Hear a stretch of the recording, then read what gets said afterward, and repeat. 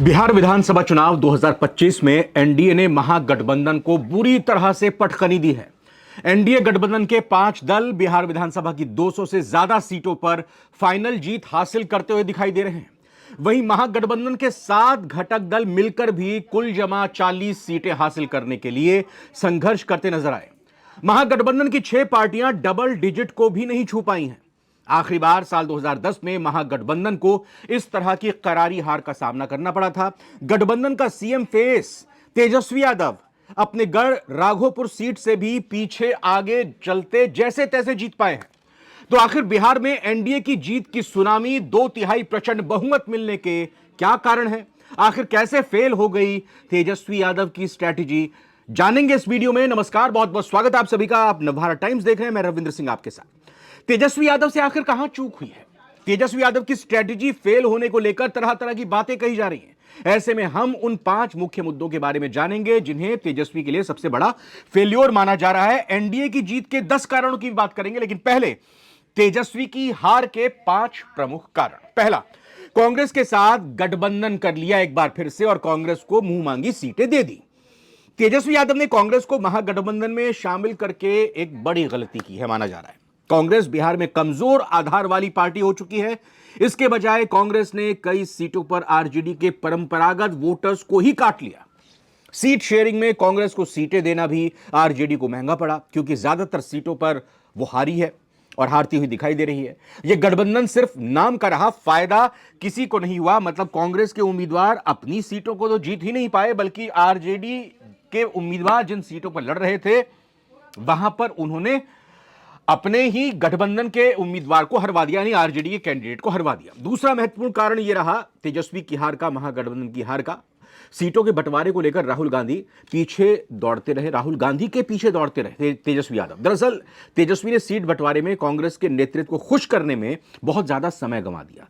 आखिर तक लटका रहा पूरा का पूरा मामला कि कांग्रेस के साथ महागठबंधन के अपने अलग अलग घटक दलों के साथ सीट शेयरिंग कैसी होगी। सीट शेयरिंग जब हुई भी तो 243 सीटों को लेकर कैंडिडेट खड़े करने थे। अपनी अपनी तरफ से पार्टी ने लिस्ट आने से पहले ही कैंडिडेट खड़े कर दिए, जिनका जोड़ 265 तक पहुंच गया। मतलब कई सारी ऐसी सीटें रही, करीब 22 के आसपास ऐसी सीटें रही जहां पर महागठबंधन के अलग अलग घटक दलों ने 2-2 कैंडिडेट खड़े कर दिए।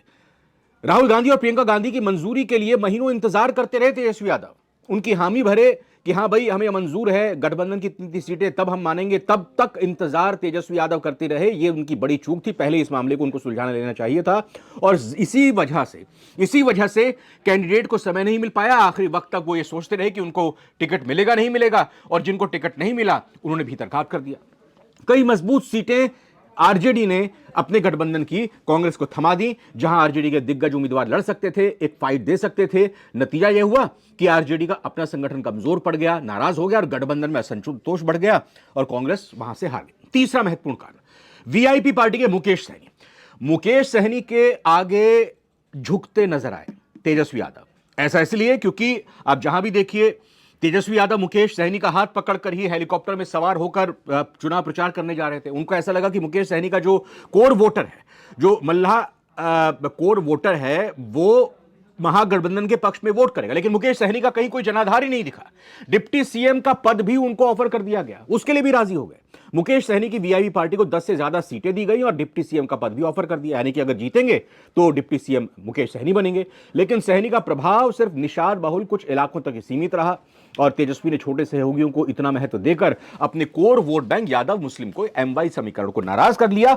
और यह भी एक बड़ा फैक्टर रहा कि जिन सीटों पर वीआईपी के कैंडिडेट खड़े हुए वहां पर तो नुकसान पहुंचा ही महागठबंधन को, बल्कि उसके आसपास की सीटें भी प्रभावित हुई और वहां पर भी महागठबंधन को नुकसान झेलना पड़ा। चौथा बड़ा कारण यह है कि वास्तविक मुद्दों को छोड़कर वोट चोरी, एसआईआर जैसे मुद्दों पर भटकता हुआ महागठबंधन नजर आया। तेजस्वी ने रोजगार, शिक्षा, स्वास्थ्य जैसे असली मुद्दों को पीछे छोड़ दिया। बात भले ही उन्होंने की हो, लेकिन वोट चोरी, ईवीएम हैकिंग, एसआईआर जैसे आरोपों पर वो फोकस करते रहे। इससे जनता का ध्यान बढ़ गया और एनडीए ने इसे खूब प्रचारित करके कहा कि आरजेडी पहले से हार स्वीकार कर चुकी है, और यह एक बड़ा कारण रहा। पांचवा बड़ा कारण हार का यह रहा कि महिलाओं की बंपर वोटिंग ने आरजेडी का खेल, सारे समीकरण बिगाड़ के रख दिए। इस चुनाव में महिलाओं ने रिकॉर्ड संख्या में वोट डाला। 10% महिलाएं इस बार ज्यादा नजर आई पुरुष मतदाताओं के, और कहीं ना कहीं नीतीश कुमार कामयाब रहे महिलाओं को अपने पक्ष में लामबंद करने के लिए, और तेजस्वी यादव महिलाओं को अपने पक्ष में लाने की कोई कारगर कोशिश नहीं कर पाए। नीतीश कुमार की तरफ से जो शराबबंदी हो, साइकिल योजना हो, महिला आरक्षण जैसी तमाम योजनाओं का सीधा फायदा जेडीयू बीजेपी के गठबंधन को मिला, एनडीए को मिला। आरजेडी की 10 लाख नौकरी वाली बात, या कहें कि हर घर हर परिवार को नौकरी देने वाली बात महिलाओं तक नहीं पहुंच पाई, और ये इतना बड़ा प्रभाव नहीं डाल पाई। अब आइए 10 पॉइंट बात करते हैं कि एनडीए को ये प्रचंड बहुमत, ये 2/3 बहुमत क्यों मिला। इसके 10 बड़े कारण हैं। पहला ये है कि बीमार कहे जा रहे नीतीश अचानक एक्टिव हो गए। सीट बंटवारे और टिकट वितरण में उन्होंने अपना दमखम दिखा दिया, और नीतीश खुद 81 रैलियां करते दिखे। गठबंधन दलों के बीच कोऑर्डिनेशन के लिए अलग से उन्होंने बाकायदा कमेटी बनाई थी, ताकि किसी भी तरह की गठबंधन के जो दल है, जो घटक दल है, उनके बीच में किसी तरह की कोई कंफ्यूजन ना रहे, सब एक साथ चुनाव लड़ते हुए दिखाई दें। और नीतीश कुमार के लिए कहा भी जाता है कि जब वो सबसे ज्यादा डाउन होते हैं, जब उनकी साख दांव पर होती है, उसी वक्त में खड़े हो जाते हैं नीतीश कुमार और जबरदस्त पलटवार करते हैं। पलटवार ही तो कहिएगा। 43 सीटें 2020 में जीत कर आए, और अब की बार 80 पार, एकदम डबल या कहें कि ट्रिपल सीटों का फायदा यहां पर दिखाई दे रहा है नीतीश कुमार की पार्टी को। ये एक बड़ा फैक्टर रहा, उन्होंने कोऑर्डिनेशन किया। दूसरा बड़ा कारण यह है कि शाहबाद इलाके में जेडीयू और बीजेपी की सीटें बढ़ती नजर आई। इसका कारण यह है कि पिछले चुनाव में तो चिराग पासवान हो, उपेंद्र कुशवाहा हो, उनकी वजह से जेडीयू और बीजेपी को बड़ा नुकसान उठाना पड़ा था। दोनों अलग अलग चुनाव लड़े थे, इस बार एनडीए में थे, तो चाहे चिराग पासवान की पार्टी हो या फिर उपेंद्र कुशवाहा की पार्टी, ये सब एक साथ मिलकर चुनाव लड़े, और दोनों ने एक दूसरे के वोटर को अपने पक्ष में ले लिया। तीसरा बड़ा कारण इस जीत का यह है कि बिहार में एनडीए को मिली प्रचंड जीत में महिला और जीविका दीदी ने अहम भूमिका निभाई है। चुनाव से ठीक पहले नीतीश कुमार की सरकार ने 1.5 करोड़ महिलाओं के खाते में 10-10 हजार रुपए ट्रांसफर किए। इसका असर रिजल्ट पर देखने को मिला, और इस बात को महागठबंधन के नेता भी मानते हुए दिखाई दे रहे कि भाई वो सरकार में है, उनकी तरफ से चुनाव से पहले, मतदान से पहले, चुनाव घोषणाओं से पहले ही तुरंत ये 10,000 रुपए ट्रांसफर कर दिए, जिस वजह से एनडीए को जीत मिली है। चौथा कारण यह है कि एनडीए ने इस बार कम से कम 20 सीटों पर बड़े बागियों को वोटिंग से पहले सेट कर लिया, मतलब उनको मना लिया। जिन सीटों पर बागी बैठाए गए उनमें अलीनगर, बैकुंठपुर, राजनगर, गोपालगंज की प्रमुख सीटें हैं, और वहां पर एनडीए के उम्मीदवार जीतते हुए दिखाई दे रहे हैं। पांचवा बड़ा कारण एनडीए की जीत का कि पूरे चुनाव में जंगलराज को उन्होंने मुद्दा बनाया। खुद प्रधानमंत्री मोदी रैलियों में कट्टा और रंगदार शब्द का जिक्र करके आरजेडी पर निशाना साधते नजर आए। लालू यादव का जिक्र किया, आरजेडी इसकी काट नहीं खोज पाई। भले ही आरजेडी की तरफ से लालू प्रसाद यादव को पोस्टर में जगह नहीं दी गई, तेजस्वी यादव ने ना ही कहीं वो प्रचार खुले तौर पर करते हुए दिखाई दिया, लेकिन फिर भी इसका फायदा नहीं मिल पाया महागठबंधन को। बाकी इसका उल्टा नुकसान, जंगलराज और भ्रष्टाचार का जो मुद्दा एनडीए की तरफ से उठाया, उसका मुद्दा भुना ले गई एनडीए।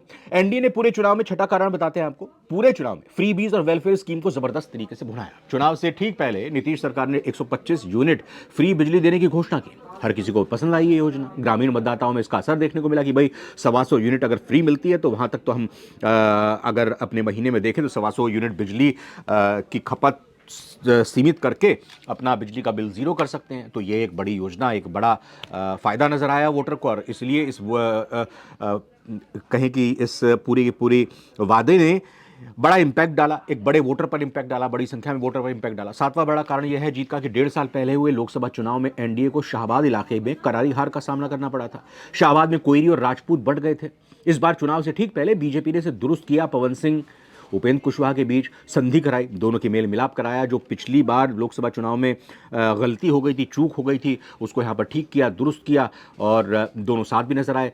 पैर छूते हुए यहाँ पर बाकायदा उपेंद्र कुशवाहा के पवन सिंह नजर आए और संदेश देने की कोशिश की कि हम पिछले बार भले ही लोकसभा चुनाव में आमने सामने थे, लेकिन इस बार हम सब साथ हैं। ये एक अच्छा संदेश देने की अपने वोटर को कोशिश जो की गई थी, उसमें कामयाब रहे और उसका फायदा भी मिला। आठवां बड़ा कारण जीत का ये कि टिकट बंटवारे और मैनिफेस्टो की लड़ाई को एनडीए ने बाहर नहीं आने दिया। सभी चीज़ों को स्मूथली से एक बंद कमरे में उन्होंने सुलझा लिया। किसी तरह की अलग कोई प्रेस कॉन्फ्रेंस नहीं हुई। मुकेश सहनी को लेकर हमने देखा कि पहले तय होता है कि महागठबंधन की प्रेस कॉन्फ्रेंस होगी, वीआईपी के मुकेश सहनी वहाँ पहुँचते नहीं हैं। दूसरी तरफ बस एक बयान उपेंद्र कुशवाहा का ज़रूर आया था जब टिकट बंटवारा हुआ था कि हमें कम सीटें मिली हैं, आज कई गरीबों के घर में चूल्हा नहीं जला होगा। लेकिन उसके बाद उपेंद्र कुशवाहा से बात कर ली अमित शाह ने, और पूरी तरह से मामला ये कहें कि उपेंद्र कुशवाहा ने फिर कंसंट्रेट कर लिया, अपनी जो सीटें उनको 6 मिली थी उसी पर वो चुनाव लड़ने के लिए चले गए। नौवां प्रमुख कारण यह है कमजोर सीट पर एनडीए ने बाहुबलियों को मैदान में उतारा।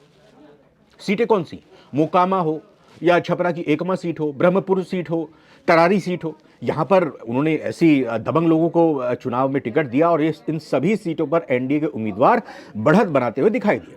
और 10वां महत्वपूर्ण कारण इस जीत का यह है कि एनडीए इस बार बिना सीएम फेस के मैदान में उतरी। जी हां, पिछली बार एनडीए ने नीतीश कुमार को चुनाव से पहले सीएम फेस घोषित किया था, जिससे बीजेपी के समर्थक थोड़े नाराज हो गए थे और इस बार बीजेपी ने रिस्क नहीं लिया। ये जरूर कहा कि हां भाई, चेहरा तो नीतीश कुमार है क्योंकि लगातार वो जीतते आ रहे हैं, लगातार वो मुख्यमंत्री हैं, लेकिन कहीं ना कहीं ये जरूर कहा गया कि ये तो चुनाव के नतीजे आने के बाद ही तय किया जाएगा कि एनडीए का चेहरा कौन होगा, एनडीए का मुख्यमंत्री कौन होगा। तो ये एक बड़ा फैक्टर रहा। बीजेपी अपने कार्यकर्ताओं को मनाने में मनाने में कामयाब रही कि बीजेपी के जो समर्थक हैं उनको एक उम्मीद बंधी कि हो सकता है कि अगर नंबर 1 पार्टी होती है या फिर अच्छी सीटें हासिल कर लेते हैं वो जेडीयू के मुकाबले और बहुमत में आ जाते हैं, तो फिर क्या पता बीजेपी को पहला बिहार का मुख्यमंत्री मिल जाए।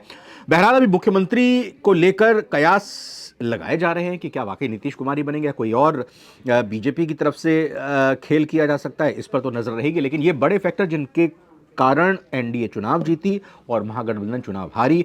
आपको भी अगर इस फैक्टर के अलावा कोई और फैक्टर नजर आता है, इस चुनाव की बड़ी बातें आपको दिखती है, तो कमेंट करके जरूर बताइएगा। फिलहाल इस वीडियो में इतना ही। बहुत बहुत धन्यवाद।